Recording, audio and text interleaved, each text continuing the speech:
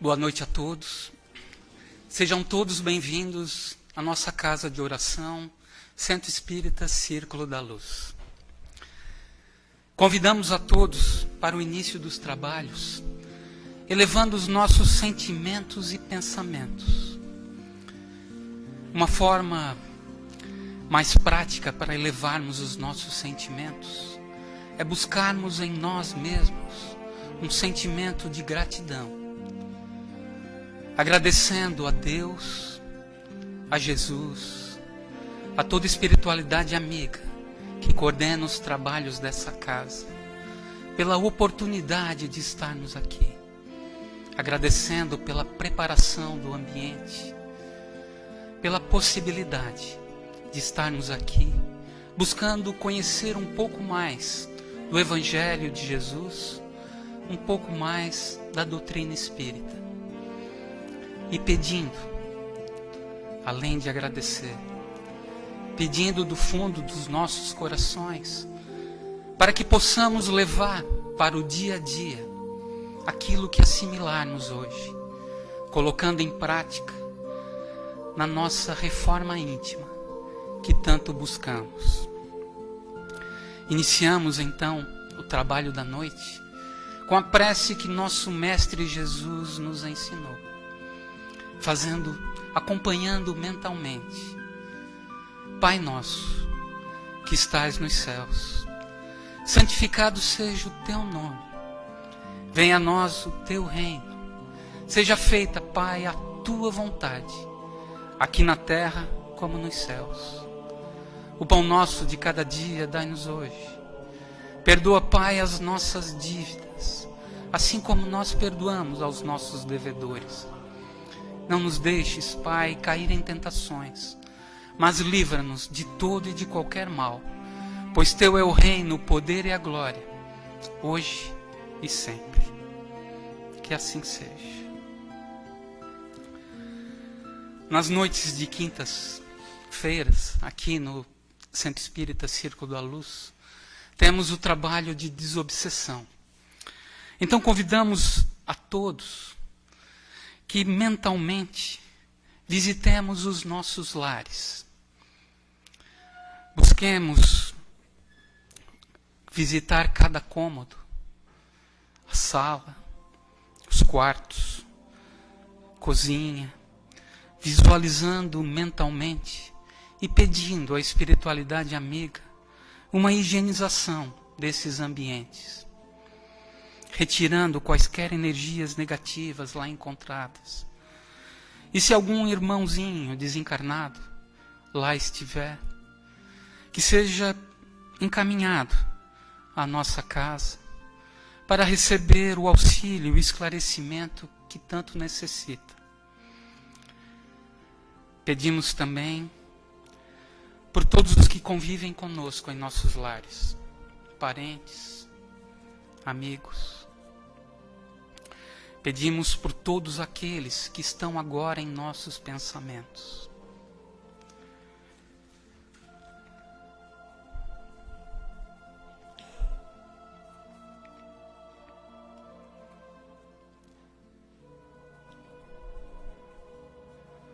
Que assim seja. Também nas quintas-feiras é feita a leitura de um trecho do Evangelho para a harmonização, para uma melhor harmonização. O trecho escolhido de hoje é do capítulo 8º, Bem-aventurados os que têm puro coração. Itens 6 e 7, trechinho do 6 e o item 7. A verdadeira pureza não está somente nos atos, está também no pensamento. Porquanto aquele que tem puro coração nem sequer pensa no mal. Foi o que Jesus quis dizer. Ele condena o pecado, mesmo em pensamento, porque é sinal de impureza. Esse princípio suscita naturalmente a seguinte questão: sofrem-se as consequências de um pensamento mau, embora nenhum efeito produza? Cumpre se faça aqui uma importante distinção. À medida que avança na vida espiritual, a alma que enveredou pelo mau caminho se esclarece e despoja pouco a pouco de suas imperfeições, conforme a maior ou menor boa vontade que demonstre em virtude do seu livre-arbítrio. Todo pensamento mau resulta, pois, da imperfeição da alma. Mas, de acordo com o desejo que alimenta de depurar-se, mesmo esse mau pensamento se lhe torna uma ocasião de adiantar-se, porque ela o repele com energia. É indício de esforço por apagar uma mancha. Não cederá se apresentar oportunidade de satisfazer a um mau desejo. Depois que haja resistido, sentir-se-á mais forte e contente com a sua vitória. Aquela alma que, ao contrário, não tomou boas resoluções, procura ocasião de praticar um mau ato, e se não o leva a efeito, não é por virtude da sua vontade, mas por falta de ensejo, por falta de oportunidade. É, pois, tão culpada quanto o seria se o cometesse.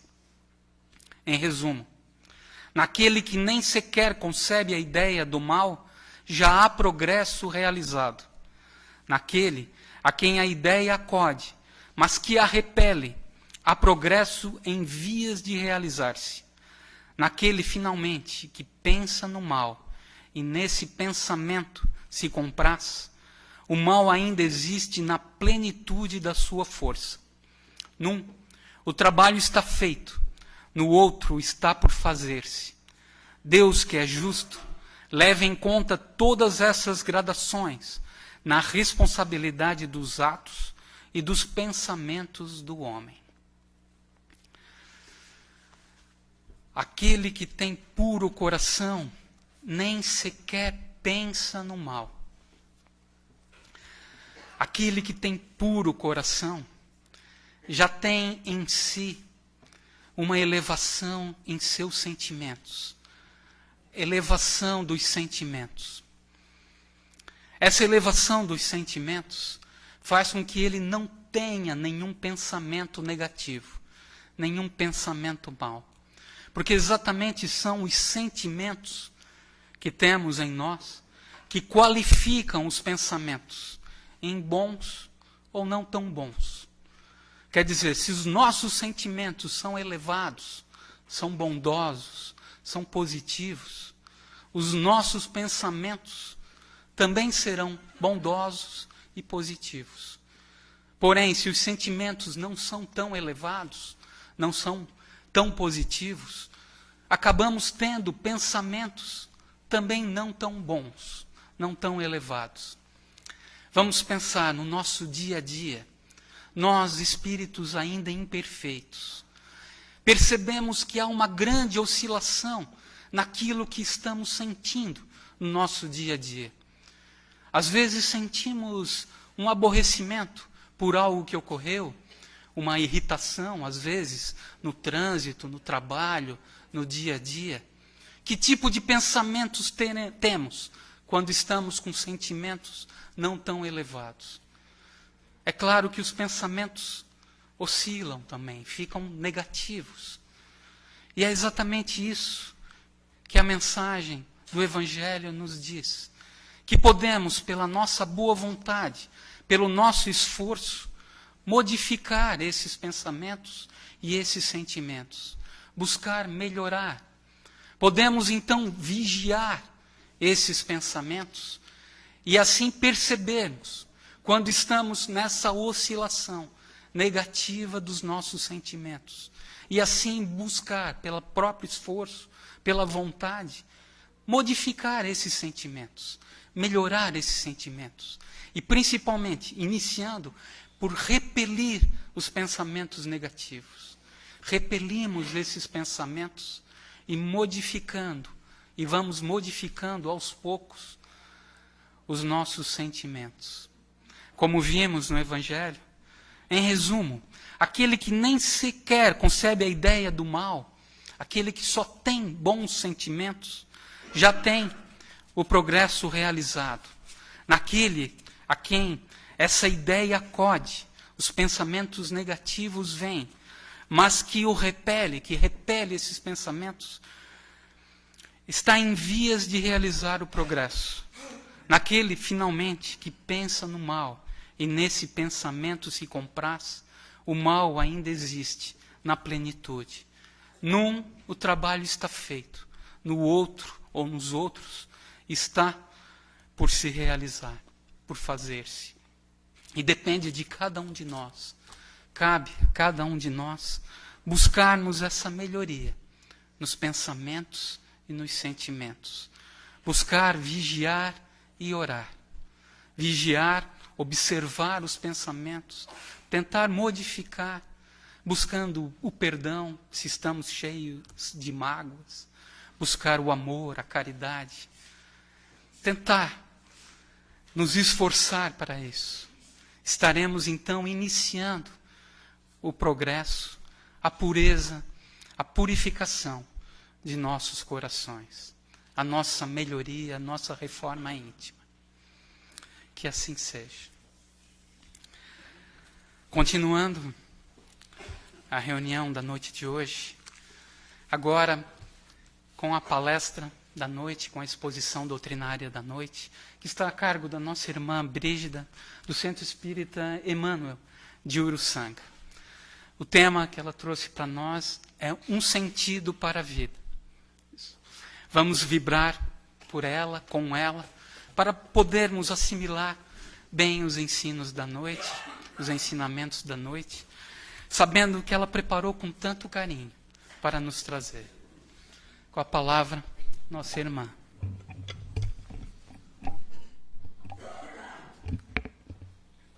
Boa noite a todos.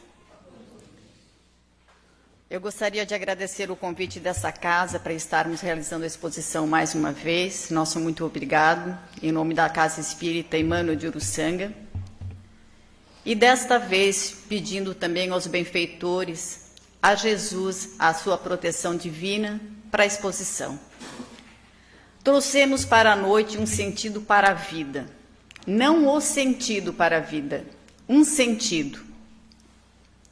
O que faz dos senhores, na noite de hoje, estarmos aqui acompanhando uma exposição, tratamento espiritual, a palavra de benfeitores espirituais, encarnados e desencarnados. O que faz os senhores estarem aqui na noite de hoje à procura de uma casa de oração? Qual é o sentido da nossa vida? Que sentido cada um de nós damos à nossa existência, a esta existência? O que nós estamos fazendo aqui? Porque reencarnamos com a família que temos, na cidade que moramos. Um sentido para a vida, ele está muito atrelado, especialmente na noite de hoje, ao Setembro Amarelo. Finalizando o Setembro Amarelo, nós vamos conversar um pouco a respeito daquilo tudo que nos faz chegar, muitas vezes, nossos irmãos, doentes da alma, à porta triste do suicídio, pela porta errada. Faz adentrar nossos irmãos adoentados ou imunes a Deus, à fé, pelas portas errôneas do suicídio, e assim chegando ao desencarno. No ano de 2015, André Trigueiro, hoje um grande expositor brasileiro e também jornalista, ele lança um livro sobre um sentido maior à vida, que viver ainda é o melhor caminho. E ele narra nesse livro e nesses vídeos que ele os tem, dizendo o seguinte, que no ano de 2015, na entrega de um prêmio, onde os famosos se vinculam, se aproximam muito disso, os cineastas, as pessoas que trabalham com a arte em geral, do mundo internacional, pelo prêmio mais precioso que é o Oscar. E o Oscar se faz ser entregue anualmente ou bienalmente em Hollywood. E especialmente em 2015, quando o Setembro Amarelo estava sendo vinculado no seu auge, na sua maior campanha, em favor daquelas pessoas que acabam cometendo o equívoco de entrar para o plano espiritual pelo suicídio. E sobe ao palco naquela noite de 2015, primeiramente, uma senhora muito distinta, vencedora como diretora do seu próprio filme, e recebe a estatueta do Oscar. E ela empunha, com toda a sua fé, com toda a sua credibilidade e força, dizendo que dedica aquele prêmio, aquela estatueta, ao seu filho, que se matou aos 14 anos. E as pessoas daquele público, de milhares de pessoas, ficam afugentadas, ficam espantadas com aquele compartilhamento, com aquela dor tão íntima sendo acesa para milhares de pessoas. Passados 15, 20 minutos, chega um jovem, um menino de 26 anos, que também ganha a sua estatueta, o seu prêmio do Oscar, dizendo que há muito tempo atrás, quando ele ainda era um menino, um adolescente, ele pensava em sair desta vida. E ele está ali empunhando o seu troféu naquela noite em agradecimento, porque, segundo ele, aqueles pensamentos que o vinham na adolescência eram daquelas pessoas, daqueles adolescentes especialmente, que se sentiam estranhos no mundo, que não se sentiam em pertencimento ao mundo, que estavam de fora da família, do meio social, enfim. E ele garante naquele troféu, e dedica principalmente aquele troféu, a todos os adolescentes e jovens que estão pensando como ele pensara no passado. E diz: vamos em frente que nós conseguimos, porque eu consegui. E hoje estou aqui recebendo um prêmio por um filme, um documentário que acabei fazendo, realizando para o mundo. E no meio daquilo tudo as pessoas ficam extasiadas, porque duas revelações numa só noite, uma noite que deveria ser de social, enfim, de Oscar, de aplausos, daquilo tudo que se mostra pela TV, das celebridades, e duas pessoas, no meio de milhares de pessoas, duas pessoas compartilham a sua dor com todo aquele público.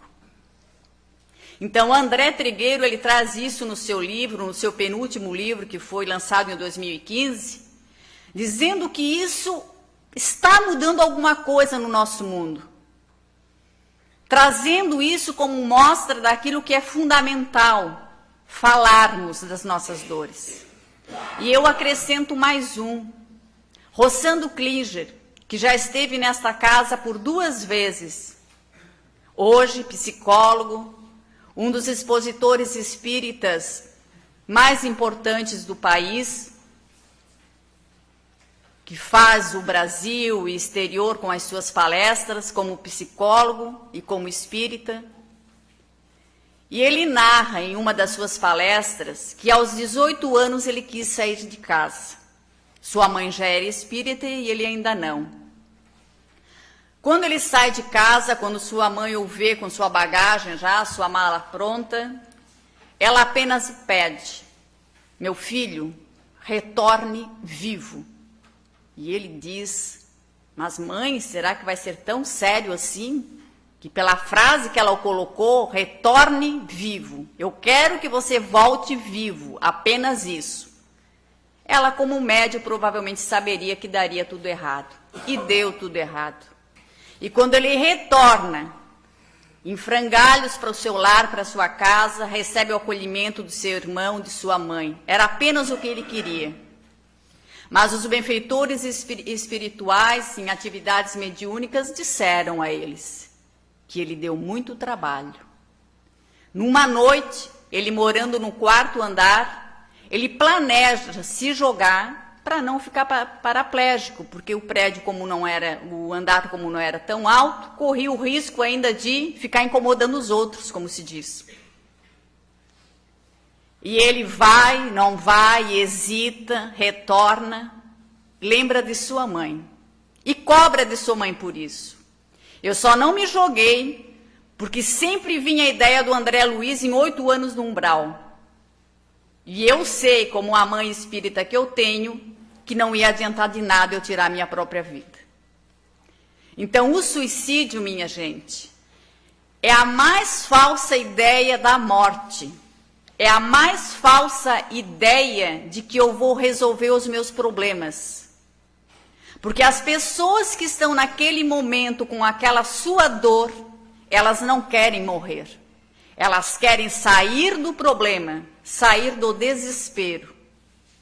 E 90% dos casos que chegam ao suicídio, que culminam com o suicídio, passam pela depressão.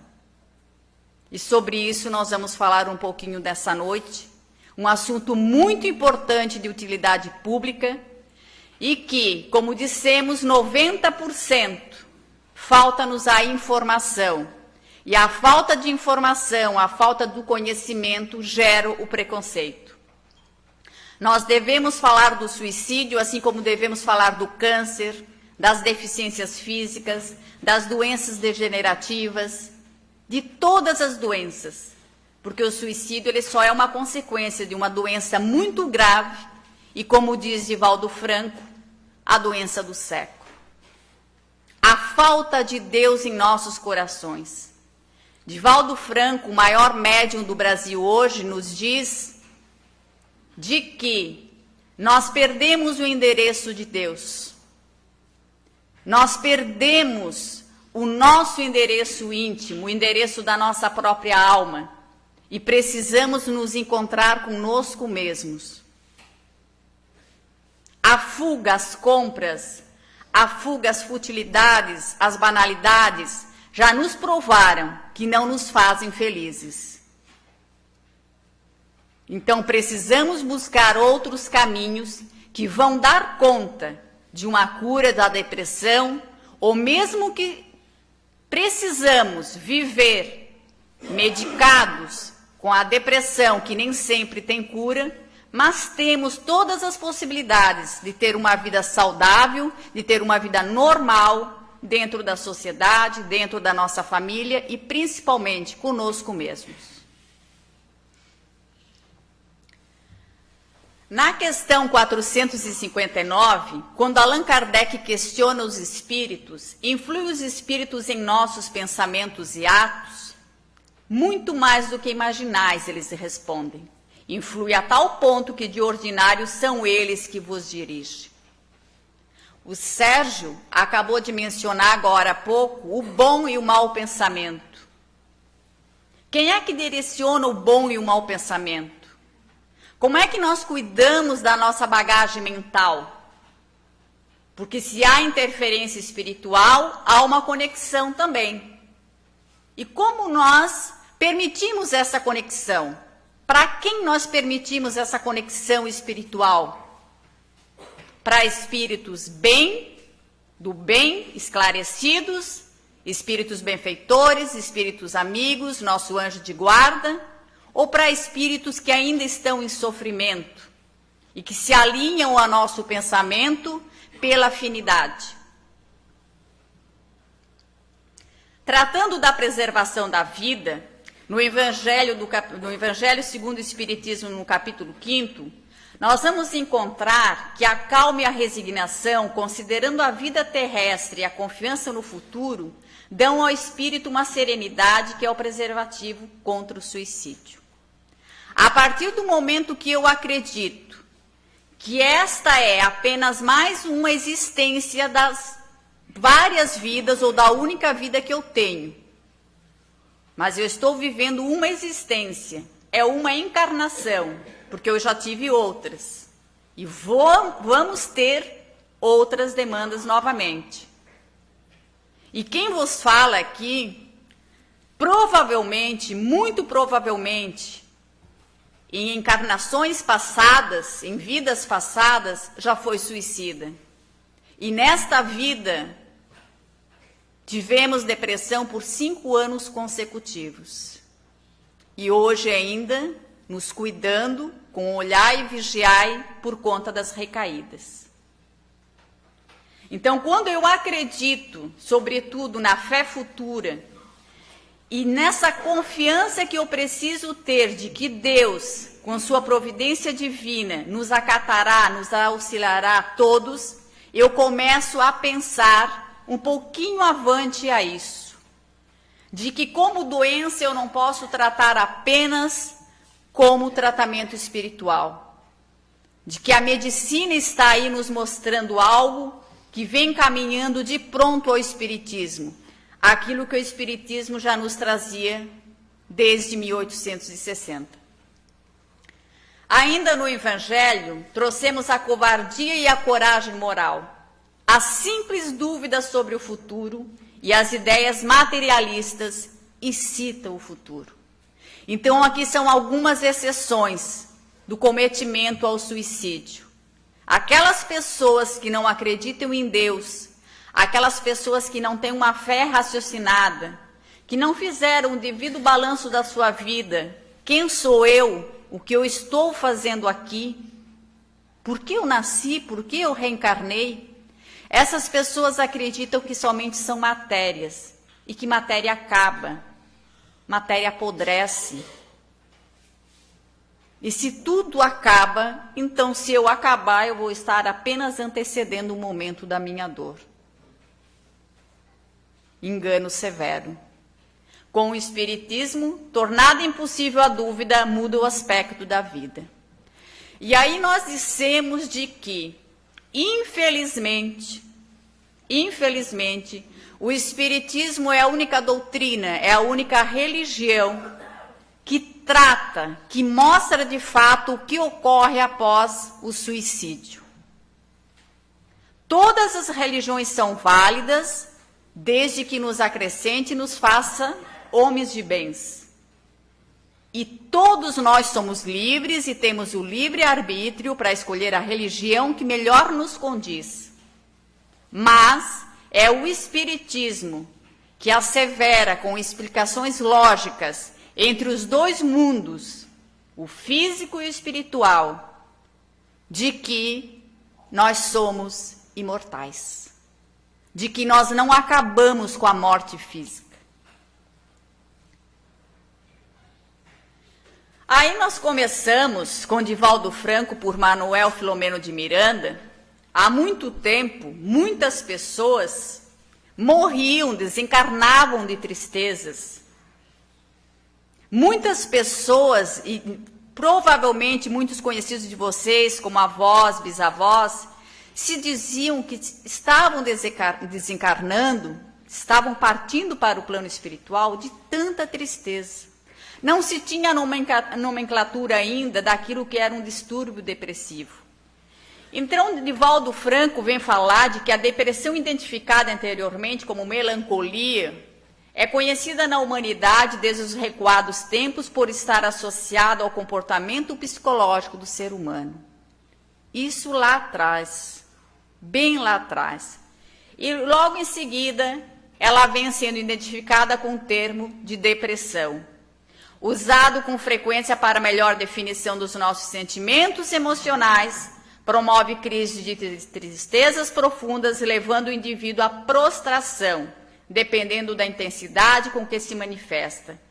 E quem vem dizer isso é no livro Paulo Velasco, Depressão e Transtornos Mentais. O que é a prostração? A fraqueza física. A fraqueza física. A pessoa, quando está com depressão, ela não tem força, ela não tem ânimo. A fraqueza moral. E a pior coisa que nós fazemos com os nossos familiares depressivos é dizer: tu tens uma casa, tu tens uma família, tu tens tudo, tu tens um bom emprego, tu tens um bom salário, tu é linda, tu é lindo, tu é maravilhoso, o que mais tu quer da tua vida? Quando a pessoa está doente psicologicamente, dentro do seu psico, isso nada importa. Isso só agrava a situação dessa pessoa.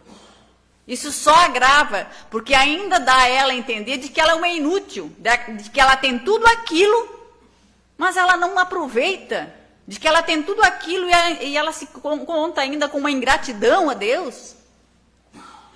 Então, a nossa maneira de ajudar é compartilhar com a dor daquela pessoa, daquele amigo, daquele familiar. É ouvir, é se colocar à disposição. E aí nós vamos fazer, então, junto com a Sueli Caldas Schubert, a relação daquilo que era no passado um transtorno depressivo, daquilo que passa a ser denominado pelos médicos, pela ciência, como depressão, e aquilo que o Espiritismo traz como obsessão. Cobrança que bate às portas da alma é um processo bilateral, ou seja, acontece dos dois lados. Encarnado, desencarnado, encarnado com encarnado e vice-versa. Faz-se presente porque existe de um lado o cobrador sequioso de vingança, sentindo-se ferido e injustiçado, e de outro o devedor, trazendo impressas no perispírito as matrizes da culpa, do remorso ou do ódio que ainda não se extinguiu. Então, a prova viva de que a vida continua é de que os nossos obsessores, quando não encarnam juntamente a nós, eles continuam a nos perseguir em vida. Nós estamos encarnados e eles desencarnados. E quem são os obsessores? Quem são os nossos obsessores? São espíritos que ainda não tiveram ou estão esperando por nós a oportunidade de nascer, de reencarnar novamente. E aqui a Sueli Caldas, ela abre um parênteses maravilhoso da nossa comparação para o mundo contemporâneo, para o mundo atual.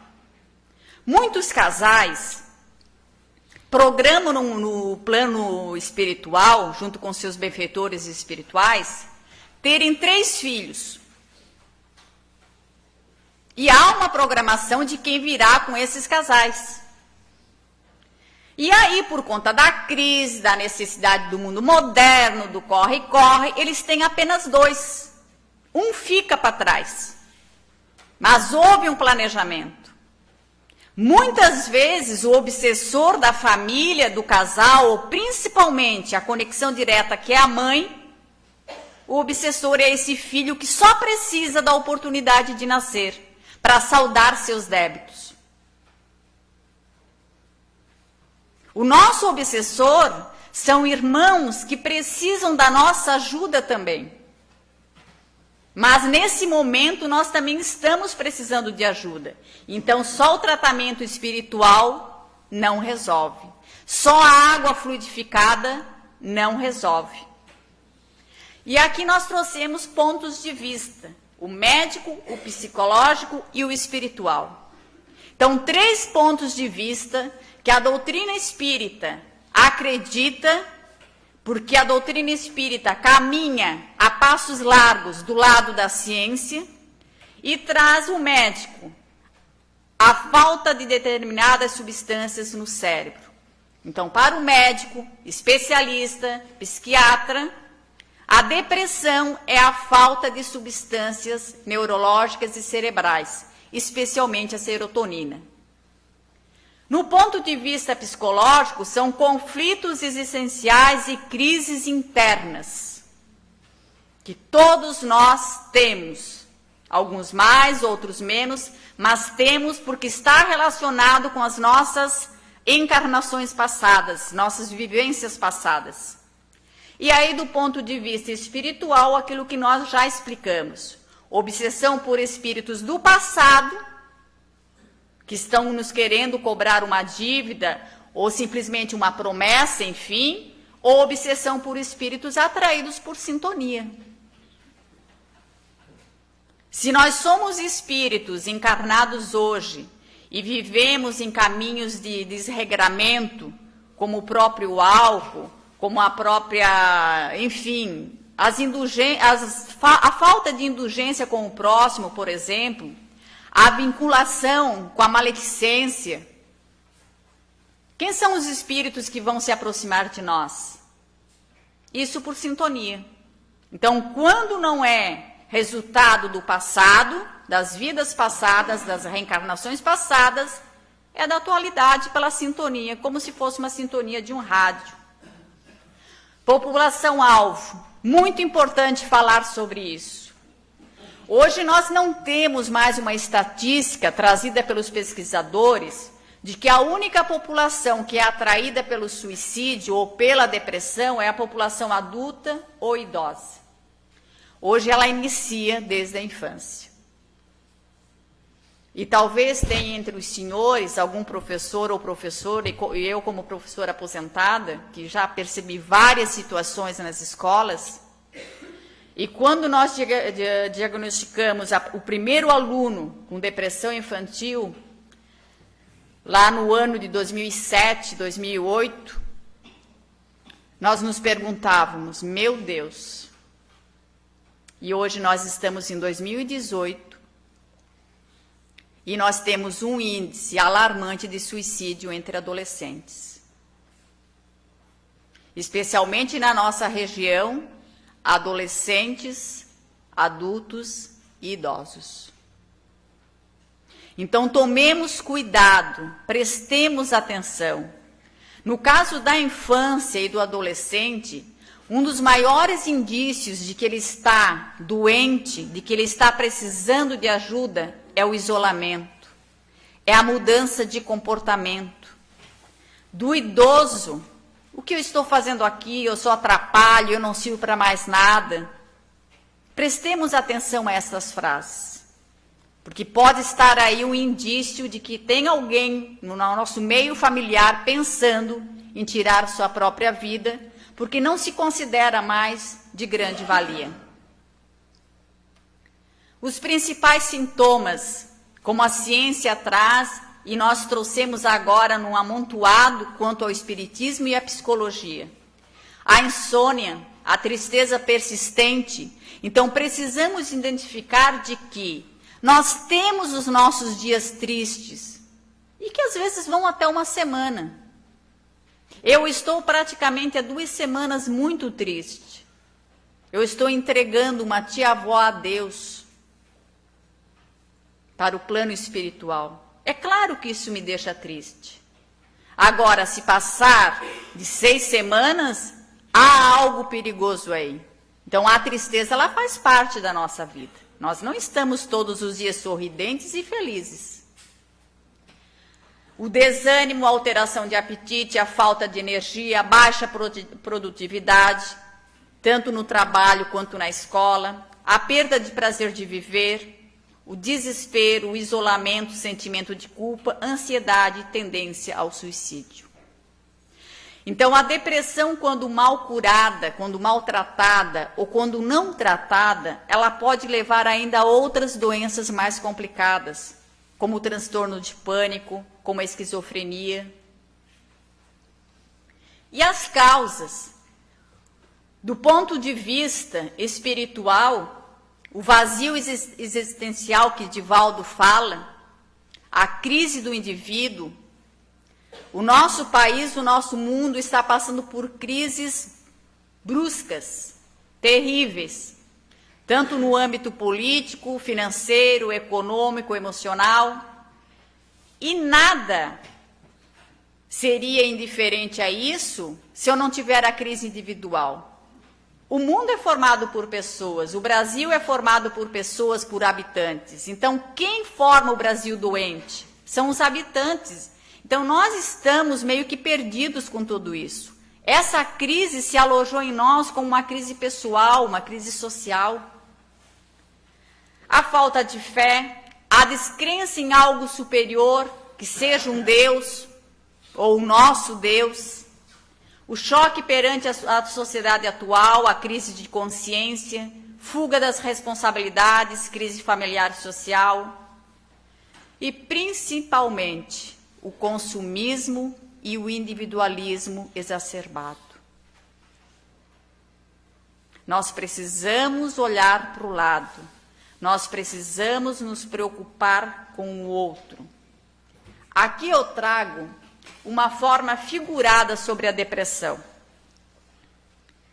Eu acabei preparando essa palestra num centro espírita que tinham crianças presentes, no qual não há evangelização, e deixei para aproveitar também para os adultos. Então, na aula de geografia, nós aprendemos de que existe a planície, o planalto, a montanha, a depressão absoluta relativa com o nível do mar. E aí nós colocamos um bonequinho que representa lá a depressão absoluta. Ele tem apenas um caminho. Quando nós estamos com depressão, se nós olharmos ao nosso pé, nós não achamos saída. Se nós olharmos para as paredes, nós não encontramos saída. Nós temos que ter humildade também, levantar a cabeça, pedir ajuda a Deus, aos amigos e principalmente à família. É se encher de humildade e dizer: eu estou precisando de ajuda, eu não aguento mais. É o caminho. A profilaxia, o tratamento, e mais uma vez nós juntamos os três novamente. Psicoterapia, o tratamento psiquiátrico e psicológico. Hoje, graças a Deus, a maioria dos psiquiatras já não admite mais apenas o tratamento com a medicação. Eles juntam, associam o tratamento psiquiátrico com a medicação, com as conversas, mas em conjunto com a psicoterapia. Um bom psicólogo, um bom profissional, vai nos dar conta da nossa existência e dizer quem somos. Vai nos ajudar a buscar nós mesmos. A terapêutica espírita, aí sim, a prece, a água magnetizada, as leituras edificantes, as palestras, os passes, a desobsessão. É um conjunto de coisas que vai fazer com que nós saiamos dessa crise pessoal, individual. E depois, como resultado, nós temos a reforma íntima. Então, depois de passarmos, e sempre é o fator da dor, e a maioria dos casos de depressão estão associados à perda de entes queridos. Há pessoas que não conseguem mais dar conta da sua vida após ter entregado alguém para Deus. E entra em desespero, entra em depressão, uma verdadeira apatia. Então, após eu passar por esses tratamentos, eu sou obrigado, dentro das minhas condições psicológicas e de saúde, fazer a reforma íntima, me tornar uma pessoa melhor após o arrastamento daquela dor. E como resultado da reforma, eu tenho a laborterapia, o trabalho no bem, olhar para o outro, seja ele qual for. O mundo precisa de tantos voluntários. Se nós olharmos na nossa rua, na nossa comunidade, no andar de baixo, no andar de cima, nós vamos saber o que fazer. Basta olharmos, mas com o olhar de quem precisa e quer ajudar. Um sentido para a vida. E aí nós vamos com uma breve história de Viktor Frankl. Ele diz o seguinte, que os contratempos não constituem motivos para a vida perder o sentido, mas a bendita oportunidade para a renovação dos cometimentos da existência. Graças a Deus eu tive as minhas dores. Ainda bem que eu as tive, para poder ser uma pessoa melhor. Graças a Deus. Vamos saber aproveitar isso. Viktor Frankl é um famoso psiquiatra austríaco, ficou por anos preso no campo de concentração na Alemanha durante o nazismo. E o que o fazia viver naquele campo de concentração era se bater todos os dias e dizer: eu vou trabalhar para não morrer sufocado. Eu vou trabalhar para não ser guiado até a câmara de gás. Quando ele sai do campo, vivo, ele sabe, ele conhece a história de que sua esposa grávida fora morta, seus irmãos foram mortos, seus pais tinham sido mortos pelos alemães. E a saída dele foi se reinventar. Já era psicólogo, se torna psiquiatra e lança a logoterapia, uma terapia que trabalha o bem-fazer aos outros como forma de se curar de qualquer mal. E um dia no seu consultório, toca um telefone de uma senhora que dizia estar decidida a se matar. E desliga. Ele chega em casa, ela liga novamente. Isso são 3 horas da manhã. Ele o atende. Ele atende aquela senhora, ouve aquela senhora e justifica a ela todos os meios psicológicos sobre o porquê que ela não deve tirar a sua própria vida. E entre justificativas e conversas e ouvir, ele a faz prometer que no dia seguinte, que seria naquele mesmo dia, porque 3 horas da manhã era madrugada, que ela estivesse às 9 horas da manhã, pontualmente, em seu consultório. E ela vai ao seu consultório, ao encontro dele. E ela chega numa, vamos dizer assim, perdi a expressão agora. Vamos botar ali um orgulho, um certo orgulho. Não seria isso, mas é o que me veio agora. Ela chega ao consultório na certeza de que ela vai até meio que humilhar o médico, mas garantida de si, dizendo o seguinte, de que se o senhor pensa que aquelas meia hora, 1 hora da madrugada, o senhor dizendo aquelas coisas para mim, aquelas palavras para mim, muito bonitas, para eu não cometer o suicídio, é que fizeram de mim chegar até aqui hoje, o senhor está muito enganado. Eu só estou aqui porque eu descobri, através da sua paciência e principalmente através dos seus ouvidos, que ainda posso ter oportunidade. O que me fez desistir do suicídio foi o fato de que o senhor, uma pessoa cheia de compromissos, me ouviu por mais de 1 hora, às 3 horas da manhã. Então ele fica muito feliz com isso e ela segue sua vida, tendo a conclusão de que se existe pessoas para nos ouvir, para nos tirar daqueles meandres, para nos tirar dessa tristeza, é porque vale a pena viver. E nós, quando temos alguém que precisa da nossa ajuda, o que de melhor nós podemos emprestar a esta pessoa é o nosso ouvido. Sem julgamento, apenas ouvir, porque nós não sabemos a dor de cada um. Nós não sabemos o que faríamos se estivéssemos no lugar desta pessoa. E hoje uma campanha muito bacana que se vê frente ao Setembro Amarelo, o CVV. Um trabalho extraordinário feito por milhares de voluntários, apenas ouvindo. E finalizando, Jesus nos disse, esqueci de uma parte, a doutrina espírita. O Espiritismo vem conclamando o homem para o respeito a Deus, a si mesmo e ao próximo, a todas as expressões vivas, ou no que a constitui o ambiente que está localizado para aprender e ser feliz, assim adquirindo a sua plenitude. Isso quem nos vem dizer é a Joana de Ângeles, que até então tenha sido mentora de Divaldo Franco. Então, quando ela trata das expressões vivas que constituem o ambiente, é o nosso ambiente, o nosso lar, a nossa rua, o nosso trabalho.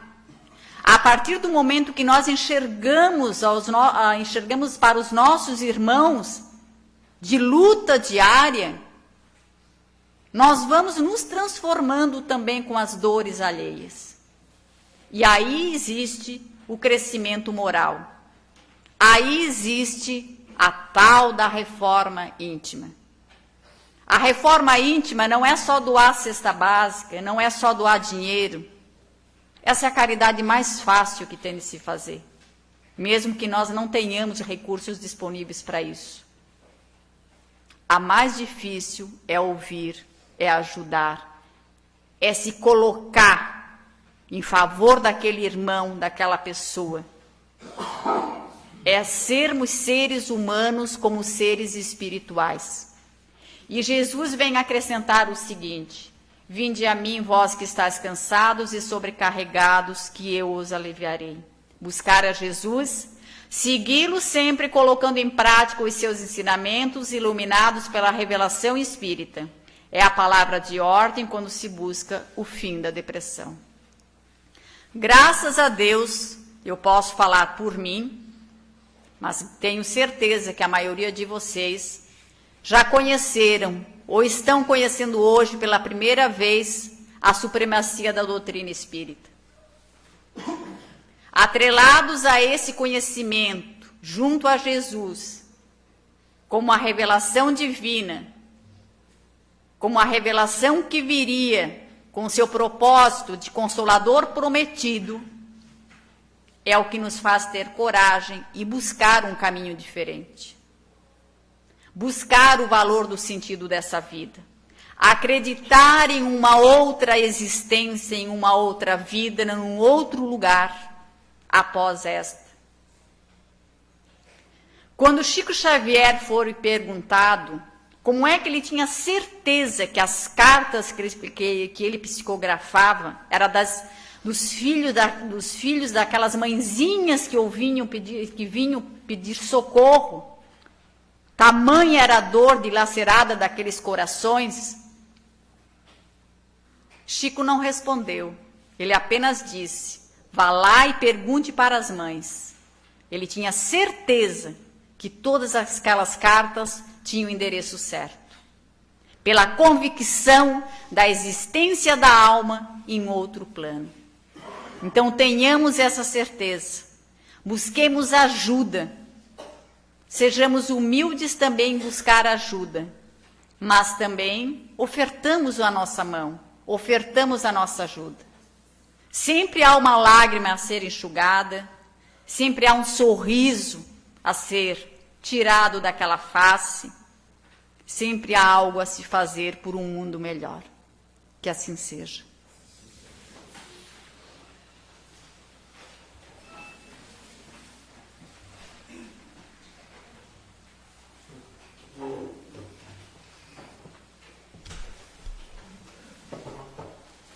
Agradecemos a nossa irmã por tão importante mensagem para nós todos, para levarmos para o nosso dia a dia.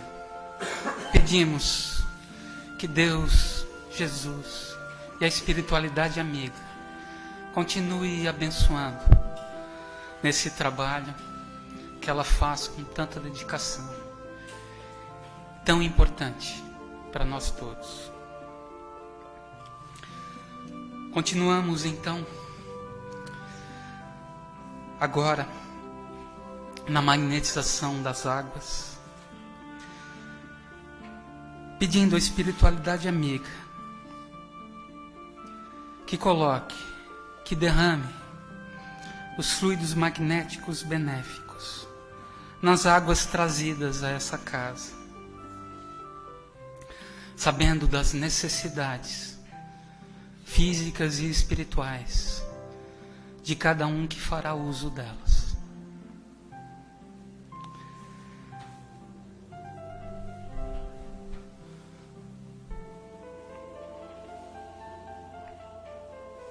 Vamos agora enviar pensamentos, energias positivas em prece pelos nossos governantes, pelos enfermos, pelos que estão em dificuldades devido aos vícios, à depressão, ao pensamento do suicídio,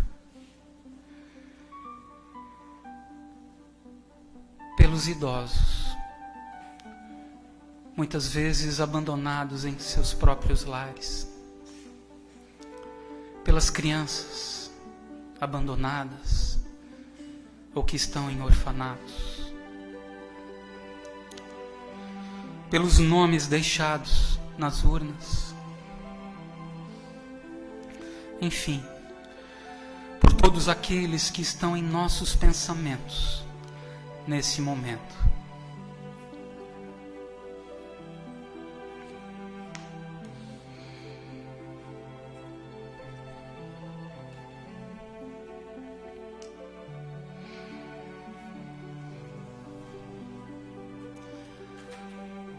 Agora, nesse momento, é a vez de nós recebermos as energias benéficas que a espiritualidade amiga que coordena os trabalhos dessa casa, que estão aqui trabalhando nesse momento, derramando em nós as energias que precisamos em nossas necessidades físicas e espirituais,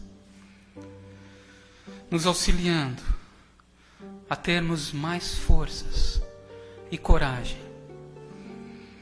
nas situações que vivenciamos no nosso dia a dia e na busca pela nossa reforma íntima.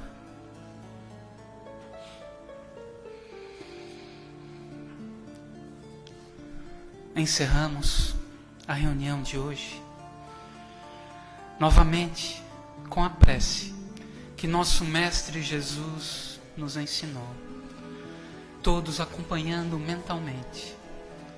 Pai nosso que estais nos céus, santificado seja o teu nome, venha a nós o teu reino, seja feita, Pai, a tua vontade, aqui na terra como nos céus. O pão nosso de cada dia dai-nos hoje. Perdoa, Pai, as nossas dívidas, assim como nós perdoamos aos nossos devedores. Não nos deixeis cair em tentações, mas livra-nos de todo e de qualquer mal, pois teu é o reino, o poder e a glória, hoje e sempre. Que assim seja. Em nome de Deus, nosso Pai, de Jesus, nosso Mestre, de toda espiritualidade amiga que coordena os trabalhos dessa casa, encerramos a reunião de hoje e convidamos a todos que estejam segundas e quintas nessa nossa casa para as reuniões doutrinárias, à noite que aqui temos. Boa noite.